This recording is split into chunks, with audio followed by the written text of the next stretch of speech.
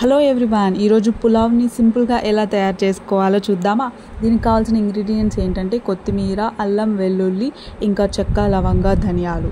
ఇవన్నీ మనం మిక్సీలో వేసి ఇలా పేస్ట్ చేసుకొని పెట్టుకున్న తర్వాత ఆనియన్స్, పచ్చిమిర్చి, టమోటా ఇలా చిన్నగా తరిగి పెట్టుకోవాలి. తర్వాత స్టవ్ పైన ఒక గిన్నె పెట్టి అందులో ఆయిల్, ఇంకా బిర్యానీ ఆకు, ఇంకా ఆనియన్స్, పచ్చిమిర్చి, టమోటా ఇలా కట్ చేసి పెట్టుకున్న వాటిని వేసుకొని షాజీరా కూడా వేసుకొని ఇంకా పుదీనా కూడా మనం ముందుగా మిక్సీ పట్టి పెట్టుకున్న మసాలా పేస్ట్ని కూడా ఇందులో యాడ్ చేసి ఇంకా మనం కసూరి మేతి కూడా యాడ్ చేసుకొని ఇలా దగ్గరగా వచ్చిన తర్వాత వాటర్ ఇంకా ఉప్పు వేసుకోవాలి. తర్వాత మనం ముందుగా నానబెట్టిన బియ్యం కూడా కలుపుకోవాలి. ఇందులోకి మనం ఎలా క్వాంటిటీ ఎలా మెజర్ చేసుకోవాలంటే ఒక గ్లాస్ బియ్యంకి 2 గ్లాసులు బియ్యం ఇలా మెజర్ చేసుకొని ఇందులో యాడ్ చేసుకొని ఇలా అంటే ఇట్లా వస్తున్నప్పుడు మనం ప్లేట్ మూసి పెట్టి మనం హై ఫ్లేమ్లోనే పెట్టుకొని వండుకోవాలన్నమాట.